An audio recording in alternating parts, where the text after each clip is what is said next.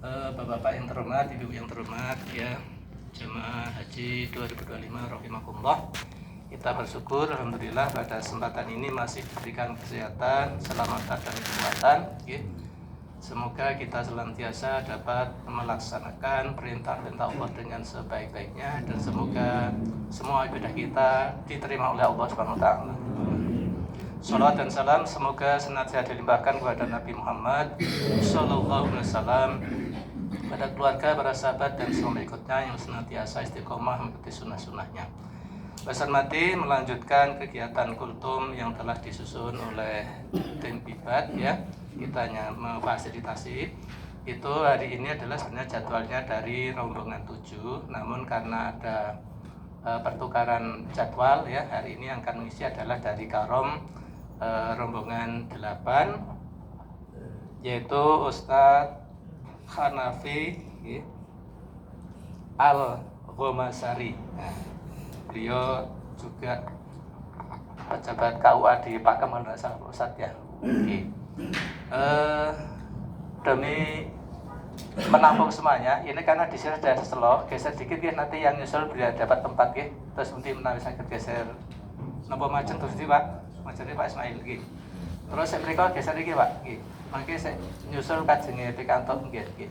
Monggo Pak geser tempat iki Pak. Merapat nggih.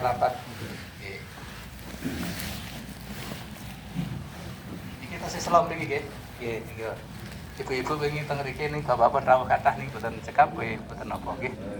Monggo tindak mriki Pak. Sik teng cedhak pintu nggih.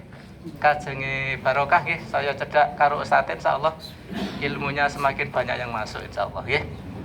Bersermati, marilah kegiatan pada siang ini kita mulai dengan baca doa untuk bersama-sama.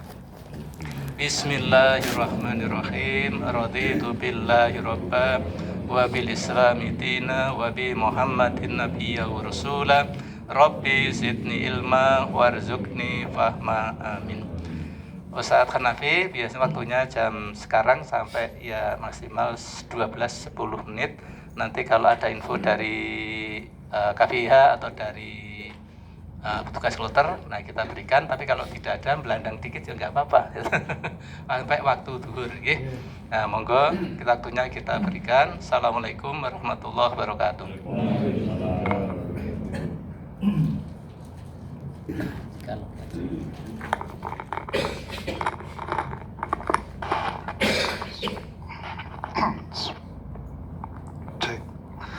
Assalamualaikum warahmatullahi wabarakatuh.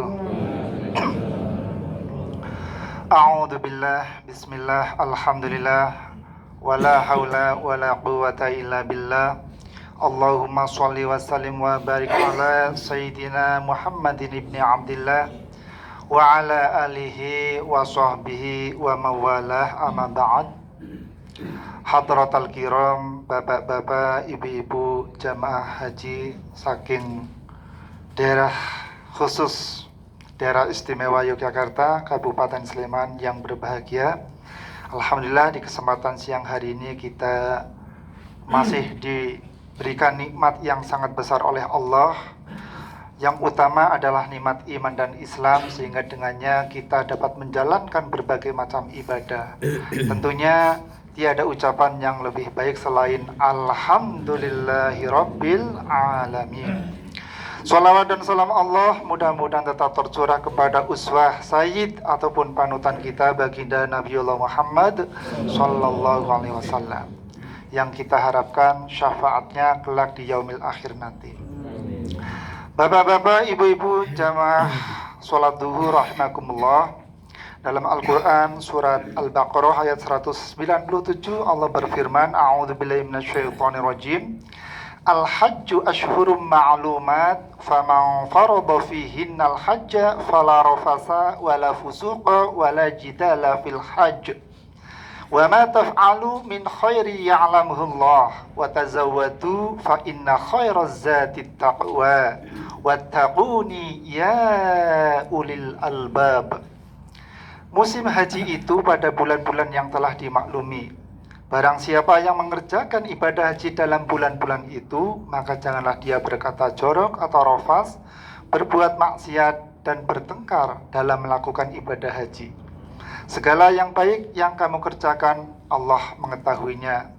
Maka bawalah bekal, karena sesungguhnya sebaik-baik bekal adalah takwa. Dan bertakwalah kepadaku, wahai orang-orang yang mempunyai akal. Bapak-bapak, ibu-ibu hadirin rahimakumullah. Jadi dalam ayat ini jelas Allah menyampaikan berbekallah. Kemudian ayat selanjutnya menyampaikan fatazawwadu fa inna khairaz zati taqwa.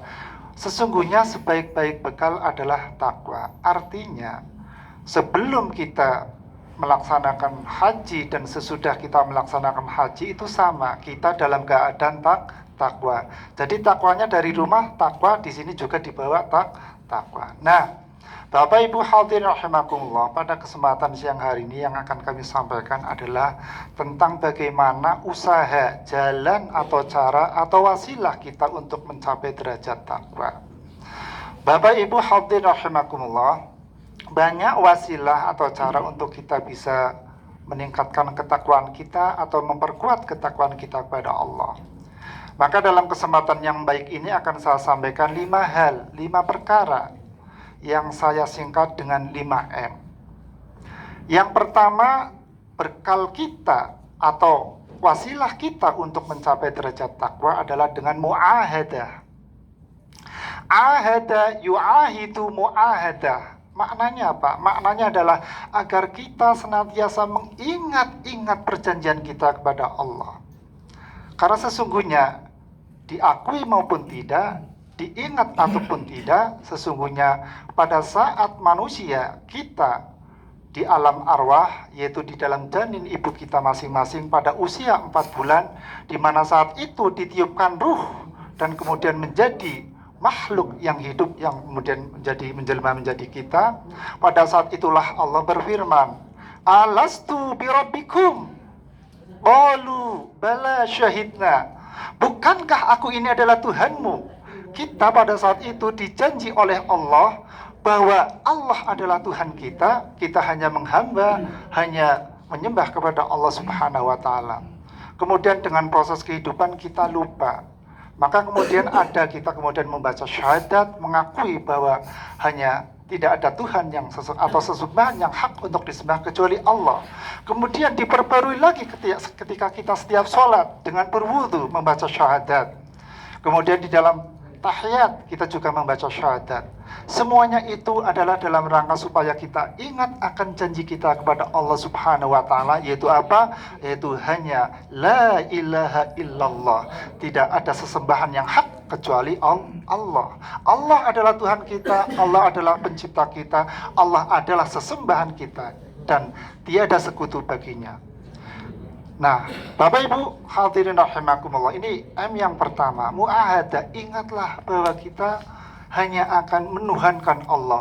Maka jangan kotori akidah kita dengan kita menyekutukan selain Allah, karena ini sangat besar, karena ini sangat penting, dan inilah inti dari penghambaan kepada Allah, yaitu adanya akidah yang benar. Bapak Ibu hadirin rahimakumullah. Kemudian M yang kedua adalah apa? Muqarabah. Qaraba yuqaribu muqarabah. Pengertiannya apa itu? Qaraba yuqaribu muqarabah. Muqarabah ini adalah kita mempunyai semacam pandangan, semacam keyakinan bahwa apapun yang kita kerjakan, baik diketahui oleh orang lain maupun tidak, semuanya diawasi oleh Allah Subhanahu wa ta'ala. Maka dalam hal ini ada perasaan kita diawasi oleh Allah setiap amal kita. Dalam hal ini ada satu hadis yang disampaikan oleh Nabi di dalam hadis yang cukup panjang di dalam kitab Al-Arba'in An-Nawawiyah. Hadis yang kedua yaitu hadis tentang iman, Islam, dan ihsan. Saya persingkat saja, yaitu malaikat Jibril yang menyerupakan seorang laki-laki bertanya, "Ya Rasulullah, ma huwal ihsan?" Wahai Rasulullah, apa yang disebut dengan ihsan? Qala, Nabi menjawab, Nabi bersabda, "Al-ihsanu an ta'budallaha ka'annaka taruhu, fa illam takun taruhu fa innahu yaraka." Ihsan itu adalah engkau menyembah kepada Allah, beribadah kepada Allah seolah-olah engkau melihatnya. Dan kalaupun engkau tidak melihatnya, dan memang tidak akan mampu melihat Allah di muka bumi ini, bahkan Nabi pun tidak, maka Allah melihatmu. Ya. Jika kita tidak bisa melihat Allah, maka Allah pasti melihat kita. Harus kita tanamkan bahwa ketika kita beribadah kepada Allah, ketika kita sholat, maka kita seolah-olah berkomunikasi dengan Allah, seolah-olah melihat Allah. Dan itu memang tidak akan terjadi kita melihat Allah di dunia ini. Tapi insya Allah besok di surga kita bisa melihat zatnya Allah. Dan itu adalah nikmat yang paling agung besok di akhirat, di surga. Yaitu nikmat melihat zatnya Allah. Itu hanya oleh penduduk surga. Nah, kembali kepada tadi.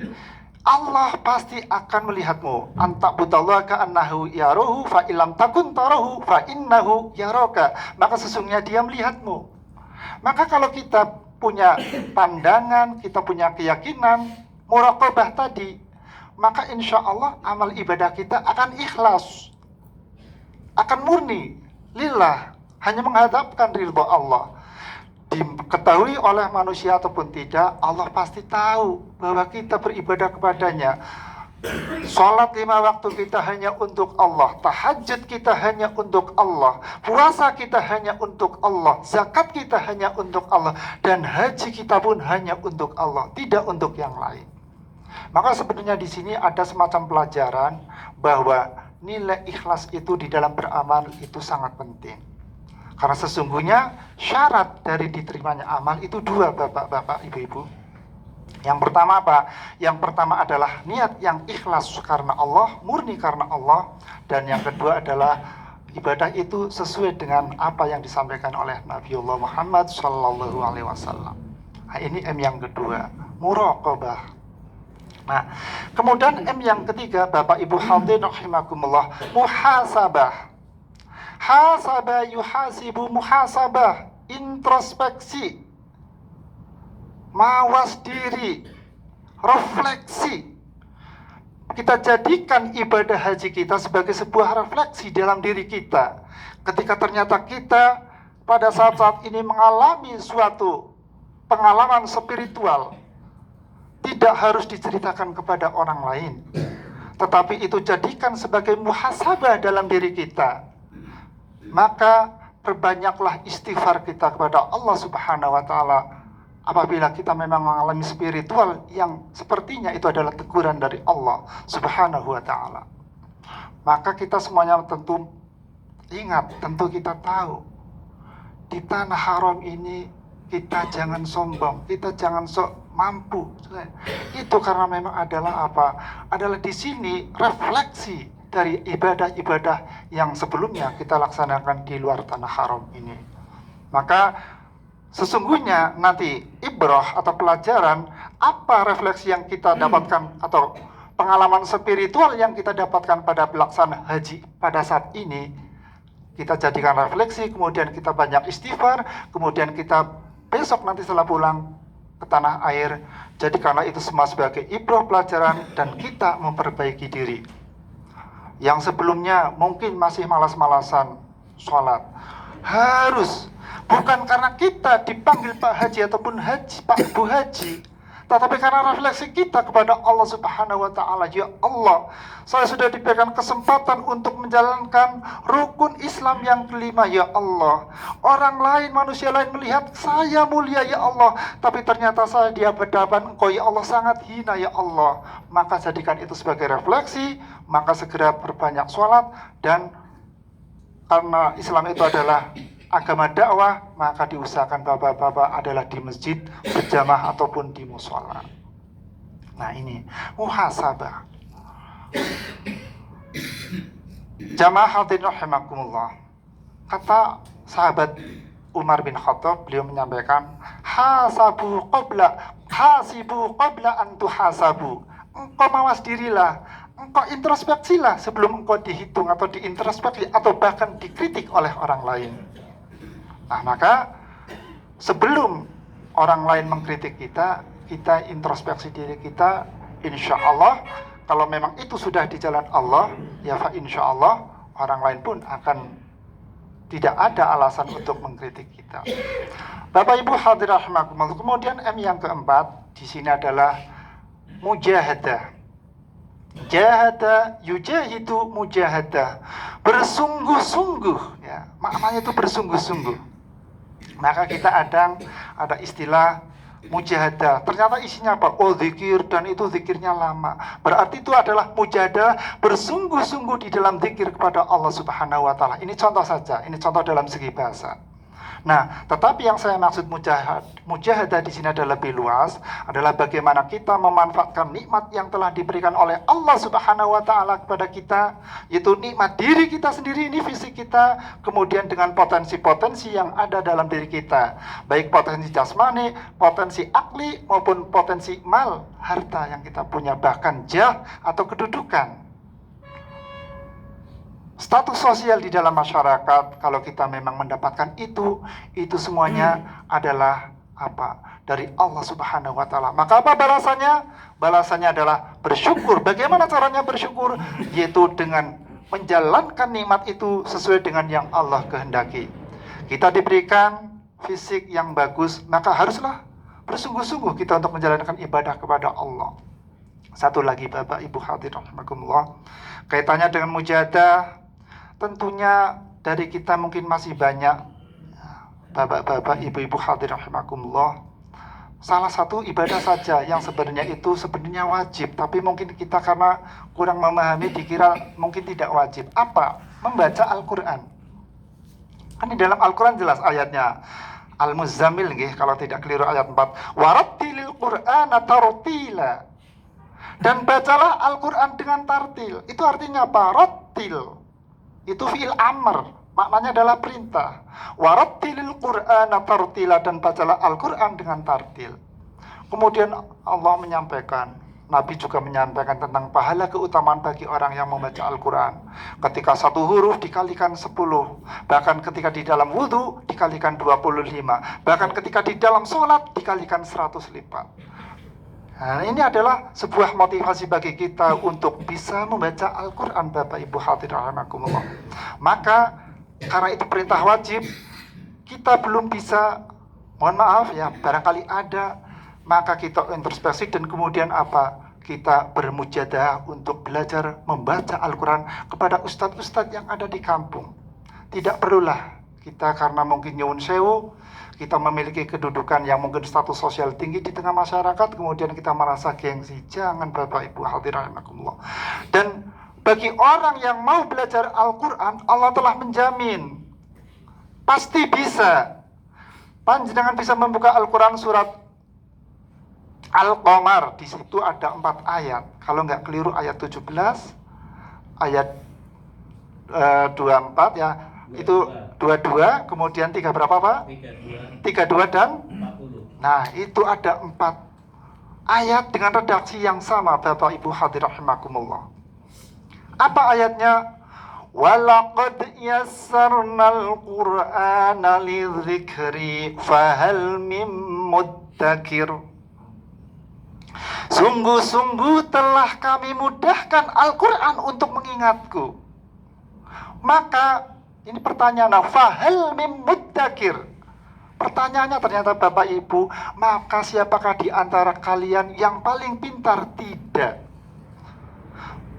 Maka siapakah di antara kalian yang paling punya kedudukan tinggi? Tidak, Bapak Ibu. Siapakah di antara kalian yang paling ganteng? Yang paling hartanya banyak? Tidak. Ternyata pertanyaannya, fahal mim muddakir. Maka siapakah di antara kalian yang mau belajar, yang mau mempelajarinya?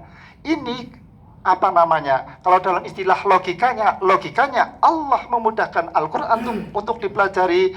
Maka siapa yang mau belajar? Maka kesimpulannya, siapa yang mau belajar Al-Quran pasti akan dimudahkan. Ini janji Allah Bapak Ibu. Jadi ini panjenengan walaupun sudah sepuh belajar membaca Al-Quran, pasti nanti akan dipisahkan.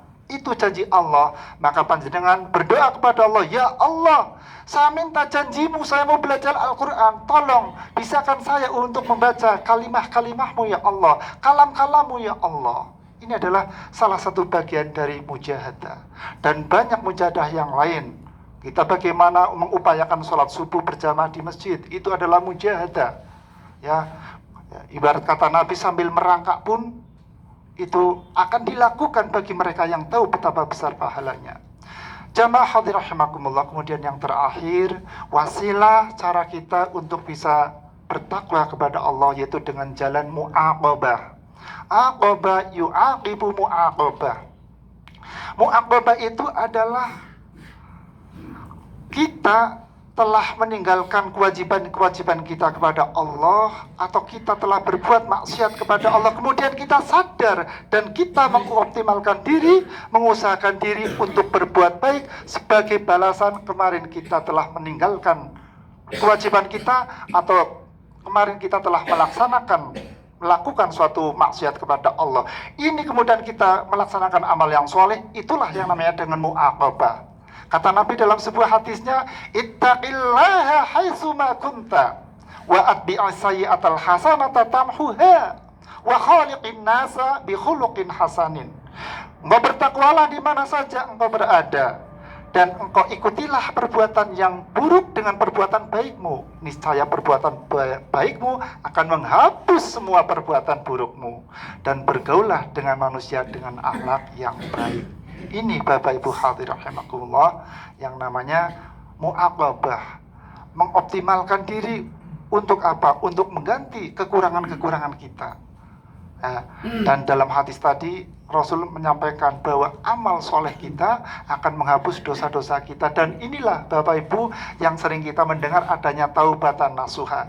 Ciri-ciri taubatan nasuha adalah menyesal, kemudian menghentikan perbuatan yang buruk atau jahat, kemudian segera melaksanakan amal yang soleh ini.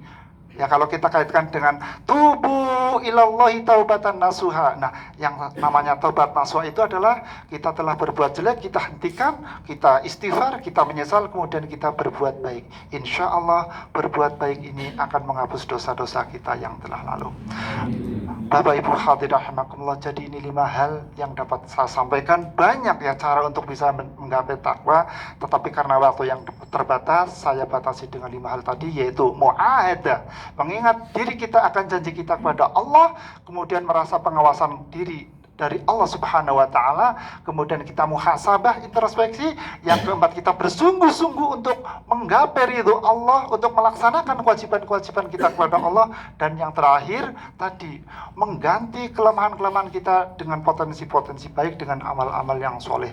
Mudah-mudahan semuanya yang hadir di sini dan juga seluruh umat Islam bisa memperbaiki diri kita masing-masing sehingga menjadi pribadi-pribadi yang bertakwa. Amin amin ya rabbal alamin. Demikian Bapak Ibu yang dapat saya sampaikan, kurang lebihnya mohon maaf. Ada suatu istilah, waqad yurja li jurhis sayfi burhun wala burhun lima jarahal lisan. Jikalau pedang lukai tubuh, masih kan ada harapan sembuh. Jikalau lidah lukai hati, kemana obat hendak dicari. Maka di kesempatan yang baik ini, saya sekali mohon maaf apabila ada kata-kata saya yang keliru ataupun yang salah. Mudah-mudahan Allah mengampuni dosa kita semua. Amin amin ya rabbal alamin. Al-afu minkum wallahul muwaffiq ila aqwamit thoriq. Wassalamualaikum warahmatullahi wabarakatuh.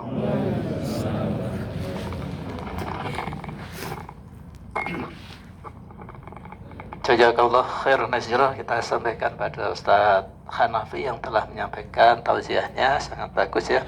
5 langkah untuk meningkatkan ketakwaan pada Allah Subhanahu wa Ta'ala.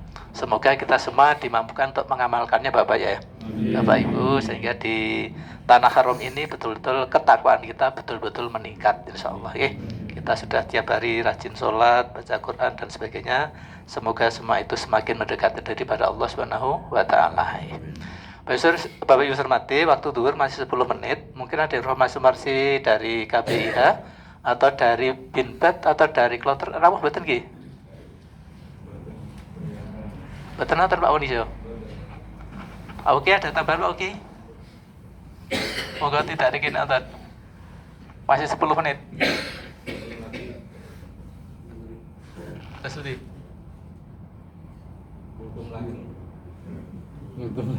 Boten kultum lagi nanti ada. Udah.